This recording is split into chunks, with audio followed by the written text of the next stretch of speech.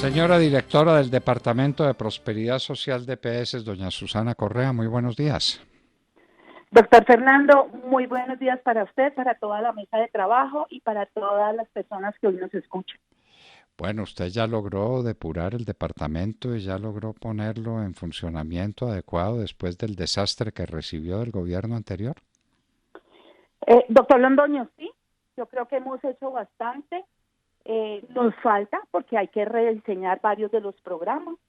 Yo me acuerdo lo que le conté a usted y quisiera casi que empezar por eso. Usted se acuerda que yo le dije que aquí no había una ruta a la superación de la pobreza, que teníamos unos programas interesantes como Familias en Acción, Jóvenes en Acción, algunas de la Dirección de Inclusión Productiva, unas de infraestructura que habíamos heredado del gobierno anterior, en donde predominan polideportivos y canchas de fútbol sintéticas, que había que hacerlas porque los convenios con las alcaldías estaban firmados y que teníamos que terminarlos, pero que al final teníamos convenios desde el 2013, no había interventorías y pues eso estaba totalmente parado desde el 2013.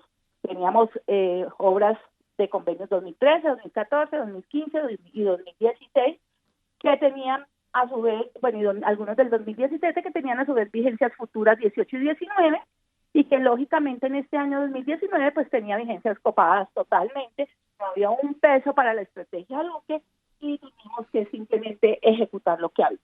Entonces voy a empezar, si quiere, muy ejecutivamente desde el principio. Hicimos la ruta a la superación de la pobreza. La ruta tiene algunos de los programas que habían, otros los vamos a desechar. Esos programas tienen que ir unidos por un hilo conductor. Nosotros nos gastamos 2.2 billones de pesos al año en lo que es transferencias monetarias condicionadas, donde está familias y jóvenes en acción. Primero, doctor Londoño, para que la gente entienda qué es pobreza extrema. Pobreza extrema es una familia de 4 que se gana menos de 470.290 pesos al mes, entre los 4. Una pobreza moderada es una familia de los mismos 4 que se gana 1.029.000 pesos al mes, los 4, el hogar de los 4. Entonces, nosotros, independientemente que tengamos índice de pobreza extrema, índice de pobreza moderada, índice de pobreza multidimensional, lo que decidimos fue que Prosperidad Social se dedicara directamente a esos 3.508.828 personas colombianos que son pobres extremos. Y que la mesa de equidad que logramos, porque fue un logro, doctor Londoño, no la querían meter, en el Plan Nacional de Desarrollo, la mesa de equidad, que es una mesa intersectorial de todas las entidades que tienen que ver con lo social, se encargue de la pobreza monetaria moderada y de la pobreza multidimensional, porque además la multidimensional ahí tiene uno de sus pilares salud, claramente uno de los pilares educación, claramente uno de los pilares niños y juventud. Entonces, lo que hicimos fue eso y dedicarnos nosotros a este target de población colombiana que definitivamente se gana 470.290 pesos o menos, que sus necesidades básicas en su gran mayoría son insatisfechas y que es de donde nosotros podemos hacer mucho siempre y cuando tengamos una ruta de superación de la pobreza, pero además todo nuestro esfuerzo, recursos, vaya donde están ellos. No es esparcirla por todos los departamentos como se hacía antes, sino definitivamente saber dónde están, localizarlos y llegar donde ellos. Entonces, empezamos con la ruta de la superación de la pobreza, empieza por Red Unidos. Usted se acuerda que se llamaba antes Red Juntos. Eso es un programa de acompañamiento. Tenía 6 visitas, la caracterización que se hacía venía desde el CISBEN. Lo que estamos haciendo, empezamos en octubre un plan piloto, solamente en Nariño y en Córdoba, porque son los 2 departamentos que más información tienen del CISBEN 4, 2 departamentos que figuran entre los departamentos que más colombianos pobres extremos tienen. Y empezamos un piloto con 77.000 beneficiarios, donde vamos a hacer alrededor de 167 preguntas que a nosotros, con ese foco, con ese objetivo, nos interesa. Ahí vamos a rediseñar Unidos. ¿Cuál es la diferencia con el Unidos de antes? El Unidos de antes se tenía 6 visitas a las familias, a los hogares. La primera le decían más o menos la oferta del municipio, la segunda miraban qué más oferta podían dar, y las otras era simplemente darle una palmadita y mirar cómo estaba. Eso se redujo a 3. En la primera hacemos la caracterización, en la segunda hacemos la oferta local, y en la tercera les decimos tal fecha, tal mes, usted es apto para este programa de prosperidad social y aquí lo van a visitar o lo van a llamar para que se inscriba en el programa. Entonces, ese es Red Unidos. ¿Qué queremos de Red Unidos? Que en el 2020, cuando empiece ya el grande, lleguemos a 1.300.000 hogares. Eso es más o menos 5.200.000 colombianos, y que esa sea la base de las entidades que tienen que ver algo con lo social. ¿Qué nos pasa hoy, doctor Rondón?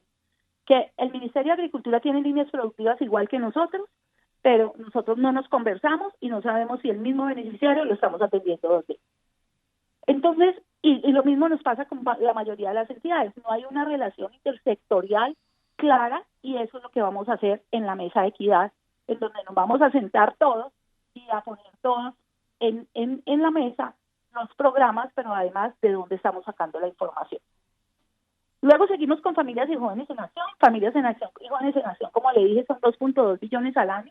En Familias en Acción atendemos 2.385.000 hogares hoy. Eso nos da más o menos atendiendo a 4.237.000. Puedo estarme moviendo, oscilando entre 5 y 10 niños más, niños o adolescentes más.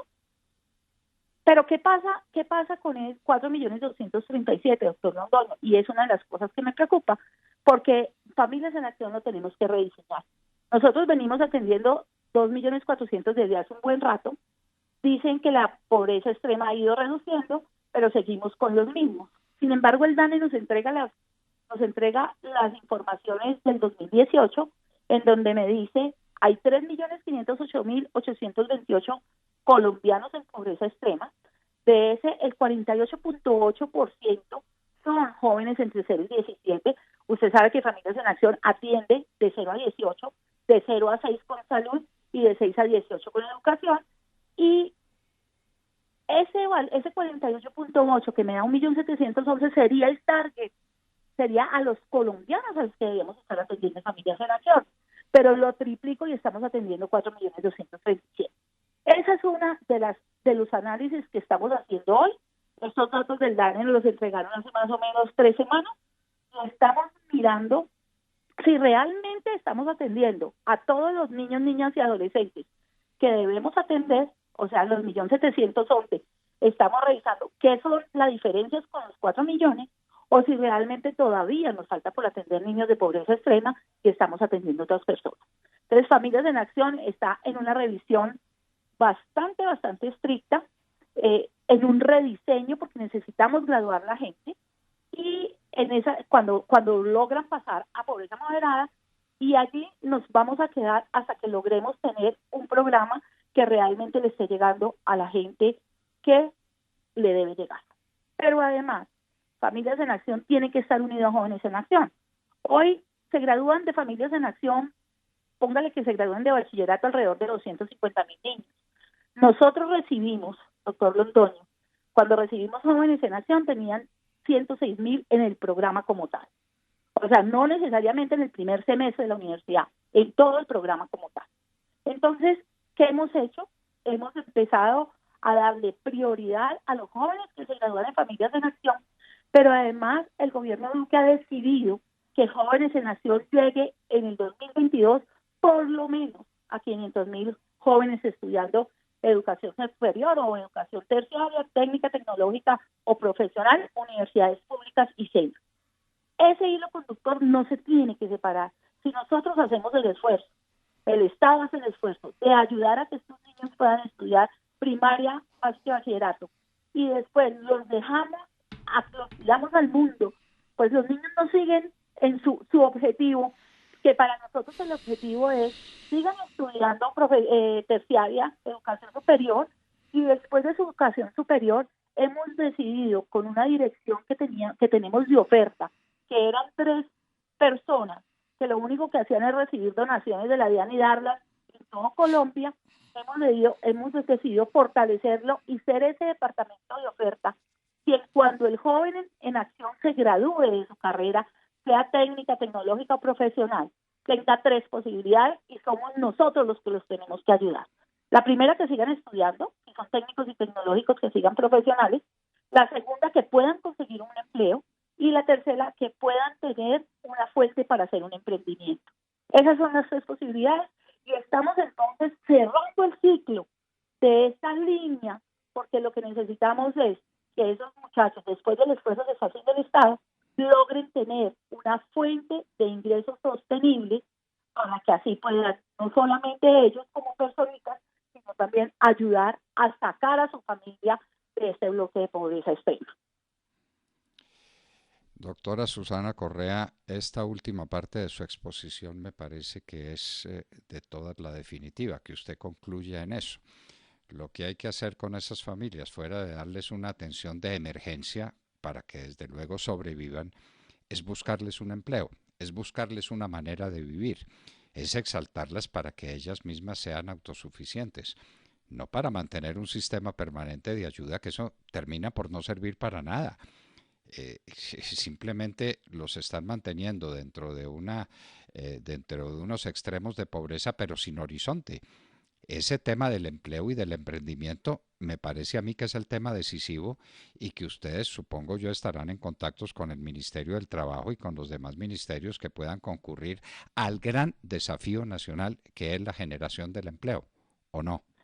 Claro, doctor Londoño, nosotros ahí entramos con mi comercio y le voy a contar otra cosa.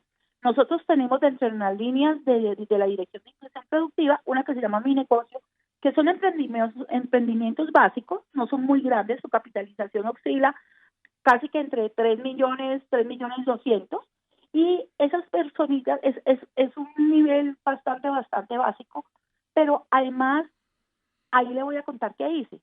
Esas personitas que escogen esos emprendimientos, nosotros les damos los equipos, las capacitamos 7 meses, les damos los equipos y ellos siguen con su negocio y nosotros no les hacíamos seguimiento. No tenemos ni idea si ellos pueden seguir con el negocio o no seguir.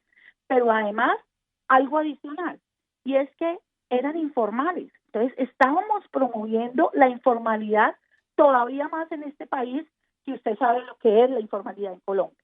Entonces, decidí que el Ministerio de Comercio va a sacar la ley de emprendimiento y allí viene un capítulo solamente para estos emprendimientos mínimos generados por el Estado, en donde el registro mercantil y los impuestos de los 2 primeros años, que son los años de difícil sostenimiento, no pasen de 10.000 pesos. Entonces, ahí en la ley de emprendimiento empezamos a formalizar estos pequeños negocios que estamos, desde los cuales le estamos dando raíces. ¿Por qué solamente básicos? Porque en el momento en que ellos empiecen a ser sostenibles y a empezar a crecer, pueden pasar al nivel de Impulsa y pueden pasar al nivel del Fondo Emprender. Nosotros somos como la base de impulso, de que empiecen, de que sean exitosos e inmediatamente se siguen, pueden tomar de la oferta que tiene el Estado en esos 2 fondos, tanto Emprender como en Impulsa. Entonces, esa formalización de esos negocios también es un logro de este gobierno y de esta administración. Al lado de mi negocio vienen otras 3 líneas, otros 3 programas que yo creo que ya se los había contado. Hay uno que se llama IRACA, que es solamente con enfoque diferencial, es solo para indígenas y para consejos comunitarios afro. Este programa hoy, en el 2019, estamos atendiendo 13.800 beneficiarios. Esto más o menos vale 128.000 millones de pesos. La verdad, doctor Londoño, es que estamos atendiendo fallos judiciales con eso. La Corte ha ido metiéndose muchísimo en esto y los fallos que nos están llegando, el fallo del Río Trato, nos involucran a Prosperidad Social y tenemos que salir a atenderlos con programas. En algunos casos nos dicen cómo, en otros casos no. FES, que es Familias en su Tierra, que es otro programa que vamos a atender alrededor de 31.860 que ya empezamos. Es un programa integral, pero es un programa dedicado solo y exclusivamente a desplazados. O sea, 1/3 del presupuesto de Prosperidad Social tiene que ir para desplazados por un una orden de la Corte Constitucional. Entonces ahí tenemos ese programa que también lo que tiene FESA dentro del mejoramiento de vivienda, alguna base de seguridad alimentaria y una línea productiva. Entonces van dos con líneas productivas. El otro es RESA alimentario, que es RESA, que es la seguridad alimentaria, que es más huertas caseras, o en su defecto pueden tener una especialidad, puede ser una seguridad alimentaria piscícola, o puede ser dependiendo de la región. Hemos decidido que lo podemos hacer con animales dependiendo de la región. Todas estas líneas tienen una línea productiva, pero ¿qué pasa, doctor Londoño? Allá se acompañaban, les daban las semillas y era una línea productiva agrícola, y hasta ahí llega el seguimiento. O sea, no nos damos cuenta si a esa persona que estamos capitalizando con alrededor de 8 millones de pesos podía seguir su proceso productivo, que, vuelvo y le repito, para mí lo fundamental es una fuente de generación de ingresos sostenible. Si no, no estamos haciendo absolutamente nada. Ahora, entonces, todos estos programas que le acabo de nombrar tienen en sus pliegos de contratación, que se fueron además todos para licitación, porque hemos tenido bastante problemas por el decreto 092, que sale así multilaterales, con una contrapartida, pero que al final esa contrapartida, doctor Londoño, lo que venía diciendo era transmisión de conocimiento y unas cosas que realmente no se necesitaban. Entonces, en esos pliegos está que tienen que seguir haciendo seguimiento, por lo menos entre 1 año y medio y 2 años, para saber que esas líneas siguen. Pero a su vez, doctor Londoño, ahí, si nosotros no ayudamos a que tengan canales de distribución, de sacar esos productos, pues tampoco hacemos nada. Entonces nos hemos propuesto también con esa dirección de ofertas que nosotros seamos los que le digamos a esos beneficiarios, o les demos la opción de que cultiven lo que realmente tiene demanda.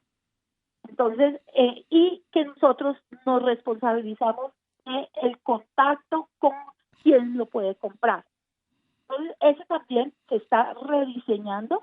Ya lo tenemos casi que acabado. Estos nuevos que están en licitación empiezan así, y vamos a probar realmente si somos capaces de que esas líneas productivas sean fuentes de generación de ingresos, con un canal de distribución totalmente claro, pero además con quien compra. Ahí es que estamos teniendo en cuenta grandes superficies, el país, el ejército, pero además empresas que nos han venido a buscar, que exportan algunos productos y que necesitan producción. Bueno, pues es una magnitud gigantesca, pues tan grande como las necesidades de los colombianos, y uno se pregunta cuánta eficacia van a tener todos estos proyectos en el conjunto de la organización social del país, a cuánta gente se la saca de la pobreza, no regalándole cosas, sino dándole oportunidades. Yo le quiero insistir en eso, doctora Susana Correa. Las oportunidades es lo que hay que darle a la gente, abrirle camino para su emprendimiento o abrirle camino hacia un empleo razonable, hacia un empleo formal. De otra manera, vamos a estar como corcho en remolino, dándole vueltas a lo mismo, regalándole plata a la gente para que medio sobreviva en condiciones muy precarias, pero sin horizonte, sin futuro. El futuro y la posibilidad de desarrollo se la dan estos temas que usted menciona, que es la habilitación de la gente para que tenga su empresa, grande, pequeña, mediana, de cualquier tamaño, o para que tenga las condiciones necesarias para batirse en el mercado laboral, ¿no es cierto, doctora Susana Correa? De acuerdo. Por eso yo insisto tanto en una fuente de generación de ingresos sostenible. Si no, no estamos haciendo nada. Mira, doctor Londoño, tan fácil como que 1.825.000 de esos 1.308.828 viven en zonas urbanas, y 1.682.000 viven en centros poblados y en rural disperso. Entonces, cuando le hablo de mi negocio, es un negocio más de emprendimiento, más de zona urbana. Y cuando le hablo de los otros programas, es muchísimo más campo. O sea, tenemos que llegar a esos sitios dispersos donde encontramos ese último pobre. Otra cosa que le quería contar, usted siempre nos había oído y ha oído que uno de los departamentos más pobres de Colombia es Chocó.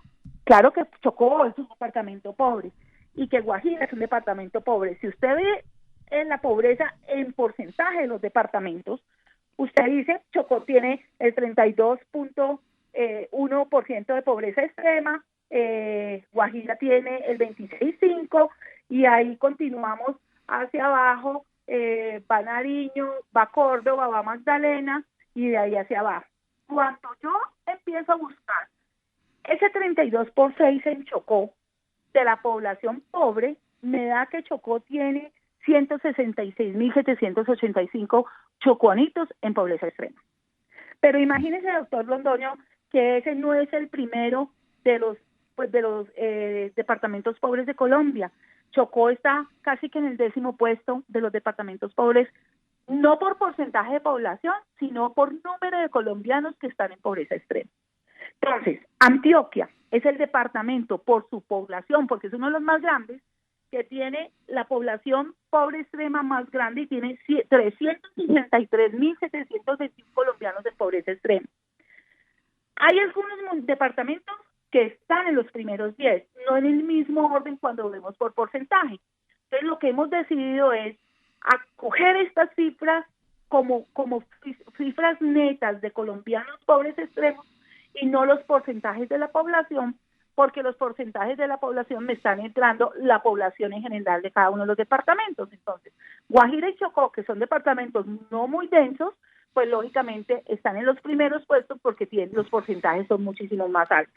Entonces, imagínense que Antioquia es el primero, luego sigue Cauca con 292.000, ahora sí sigue la Guajira con 268.000, después sigue el Valle con 263.000, después sigue Nariño con 250.000, después Magdalena con 208, después Córdoba con 197, después Bogotá con 193, después Bolívar con 169 y ahí sí llega Chocó con 166.000 colombianitos pobres en su territorio. ¿Para un total de cuántos nos recuerda? 3.508.828. Y esos son no unidades familiares, sino personas. Personas, colombianas. Donde la unidad familiar de 4 personas tiene que sobrevivir con 400.000 pesos mensuales. Sí, señor, 470.290. Bueno, por persona 120.000 pesos al mes. Con 117, sí, señor, 117.000 pesos. 4.000 pesos Imagínese. al día. 4.000 pesos al día para sobrevivir una persona. Bueno, los problemas de la pobreza extrema. Esto es el subdesarrollo. Y el único remedio conocido para el subdesarrollo es el desarrollo. Exacto. ¿No? Ahora, doctor Londoño, ¿se acuerda de las obras, de las famosas obras? Sí, claro, los campos deportivos, en medio de esta pobreza, a construir campos deportivos. Ahora, esos convenios que le conté al principio, tenemos 1.010 proyectos, de los cuales 669 son infraestructura social, donde su mayoría son canchas de fútbol sintéticos y polideportivos. Y los otros 341 son mejoramientos de vivienda, que dentro de su haber tenemos alrededor de 24.623 mejoramientos de vivienda. Pero, ¿cuál es el hecho de hoy? Pues los tenemos que hacer, los estamos haciendo. Antes del 31 de diciembre vamos a entregar de estos 1.010, 818 terminados. Otros se nos van porque su ejecución es un poquito más larga, se nos va por lo menos hasta mayo del año entrante para acabarlos. Pero lo que quería contar es que la estrategia del presidente Duque, en ese sentido, en la infraestructura, va a ser también con el mismo foco, que no nos salgamos de allí. Necesitamos infraestructura que le pueda dar a estas personas una fuente de generación de ingresos sostenibles. Entonces, ¿qué vamos a dedicarnos a hacer? Plazas de mercado, plantas procesadoras, centros de acopio, placa huella, y seguiremos haciendo la pavimentación de barrios vulnerables y los mejoramientos de vivienda, porque nos ayudan no a tener un mejor índice de pobreza multidimensional, porque a ese no le estoy apostando yo le apuesto al índice de pobreza extrema, sino que a valorizar las viviendas de estas personas en el evento de que empiecen a salir y puedan tener un crédito y poner su casa como respaldo a ese crédito. Entonces, esos, como le dije, 1.010 proyectos, vamos a terminar los 818 en diciembre 31, convenios firmados desde el 2013, doctor Londoño, Bueno, desde el 2013. la A ver gente si no, logramos ya terminar todo esto que nos dejó heredado el anterior gobierno claro, y empezar nuestra estrategia.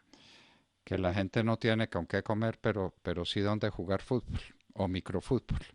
Bueno, entonces son visiones de la vida, ¿no, doctora Susana? Eso Sí, sí. sí, Eh, pues y, acuérdese que esto era donde estaban los cupos indicativos, entonces. desde luego, claro, claro, los cupos indicativos y los contraticos, porque cada sitio de esos tiene un contrato para que el amigo construya y el otro construya y entonces construyen campos deportivos. Debemos estar llenos de campos deportivos. El campeonato mundial de microfútbol no nos lo puede quitar nadie. Doctora Susana Correa, no sabe cuánto agradecemos su bondad y cuánto estimamos el trabajo que está haciendo para sacar de la pobreza extrema cerca de 3,5 millones de colombianos que sobreviven con 4.000 pesos al día. Doctora Susana Correa, muchísimas gracias por estar con nosotros en la hora de la verdad. Doctor Londoño, para mí siempre será un honor. Muchísimas gracias por la invitación, pero sobre todo muchísimas gracias por darme la oportunidad de explicarle a la gente lo que estamos haciendo en esta entidad. Y Cali 1200